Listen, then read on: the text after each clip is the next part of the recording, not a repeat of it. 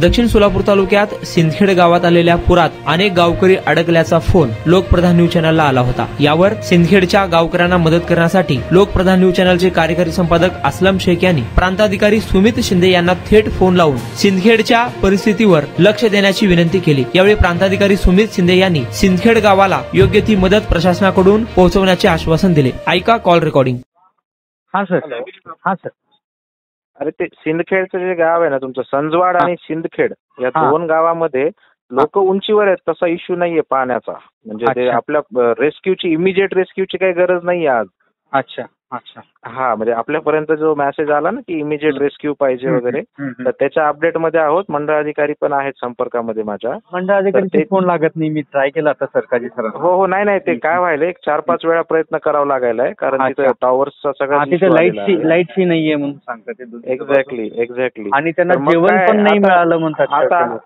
आता तो इश्यू एक वेगळा आहे, जेवणाचा आणि पाण्याची कमतरता आहे तिथे। आता ते रिपोर्ट माझ्यापर्यंत आता आलाय। तर एक काम करता येईल आपल्याला, ज्या बोट आहेत ना आपण तिकडे एक डिप्लॉय केलेले आहेत, उद्या अर्ली मॉर्निंग जेवण आणि पाणी त्यांना पाठवून देता येईल लगेचच्या लगेच। जो कोणता तिथला फिजिबल मार्ग असेल ना त्या साईडने आपल्याला पाठवून देता येईल तिथे। बरं। रात्री बोट चालवणं धोकादायक राहील आपल्यासाठी। जर मी तिथे काही ड्रोन वगैरे आहेत अवेलेबल, काय पॉसिबल आहे, पण रात्री मला नाही वाटत की आता काही इमर्जन्सी मध्ये आपण काय पाठवू शकू तिथे। बरं। आणि सर आमच्याकडून आमच्या लोकप्रधानच्या फाउंडेशन कडून काय मदत करायची तर तुमची थोडीशी मदत मिळेल का? म्हणजे त्या लोकांना निदान जेवण तरी काहीतरी व्यवस्था त्यांना करता। नाही, असा इश्यू असा आहे की तिथं पोहोचायचं कसं सध्या।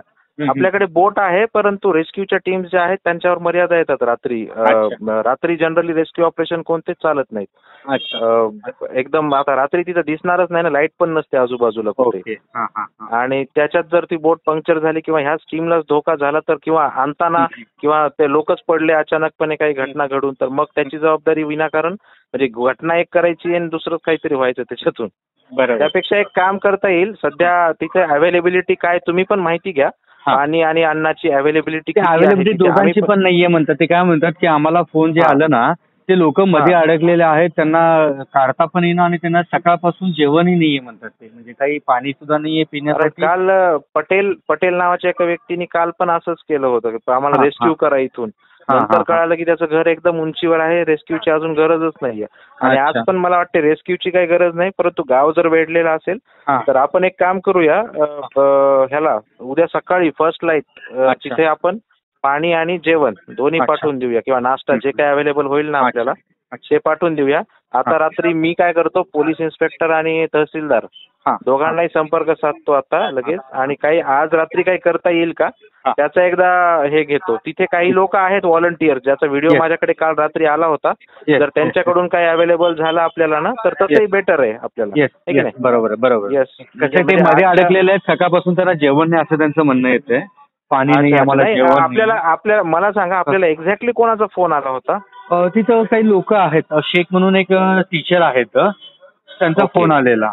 ते आता कारण ना माझ्याकडे एक व्हिडिओ आलाय, तिथे एक 20 ते 25 व्हॉलंटियर मुलं आहेत। दे आर रेडी, म्हणजे ते आपदा मित्र म्हणा किंवा ते रेडी आहेत।